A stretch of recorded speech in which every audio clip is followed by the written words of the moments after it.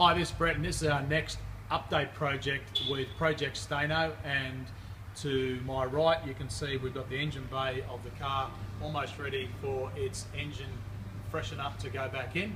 And to my left, we've got the engine before we've fitted the rest of the ancillary parts on the top. And what I wanted to show you is some of these components that you can't easily see with the inlet manifold in place, which will be the high flow Cosworth inlet manifold, which you can see here on my left. So in place of the inlet manifold, which normally sits here, you can see we've got the Cosworth tumble generator valve delete risers, which are the replacement component of the original STI inlet manifold.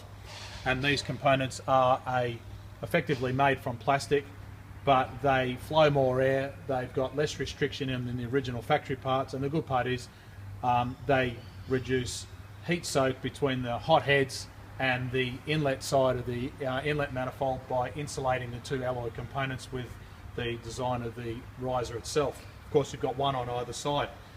On this side though, this is where all the complicated part is, because it's a very tight fit between the modified turbo and the TGV deletes. But what I want to show you here was just how important it is to get this component here fitted correctly when we're dealing with a 3-inch intake on the turbo, because the centerline dimension of this turbo is dictated by the extractors, which you can see down underneath here, and we use the Tomei extractors with the Killer B sump and the heavy duty windage tray and pickup underneath. I'll show you some still photos of that soon.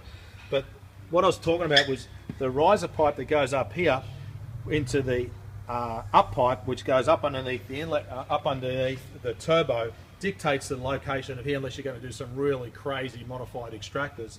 And that then determines the position of this part here, which of course is all designed for smaller intake components on the original engine, and it's not quite as tight a fit.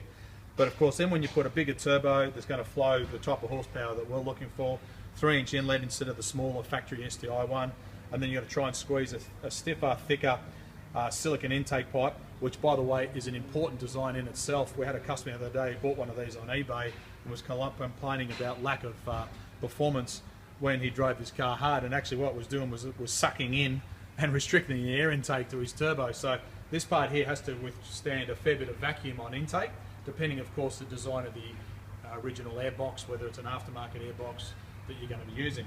So down the back here, I'll get my cameraman to have a close look. This is a modified hybrid version of combined components of STI IHI housings, Garrett GDX components, to effectively create the biggest bolt-on turbo that you can mechanically fit, that will fit on that center line against the side of the block. In fact, the block needs a little bit of careful modification down here to fit the compressor housing, because the housing is physically bigger in diameter.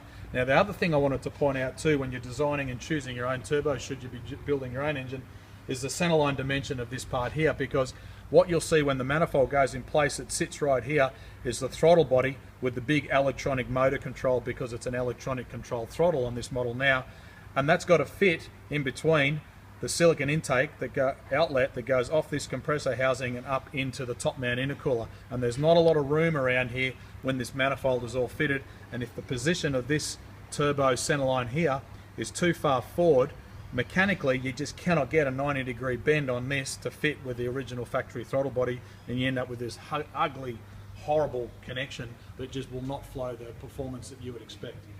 The rest of the parts you've seen on the inside of the engine as we've obviously progressed. What we're going to do now is finish off putting the inlet manifold, put the engine in place. You've seen the extractors underneath and the rest of the components, and then I'll give you another video update soon. And of course I'll take some more still photos to share on the album on our Facebook page. So have a look at the link at the bottom of this. Make sure you check out the previous project updates under Project Staino, and hope that this information will help you learn more about your MY15 onwards STI with the EJ 2.5 litre engine. And no matter where you are in the world, follow us on Facebook, YouTube, Instagram and Twitter. For today, I'm Brett Middleton. Thanks for watching.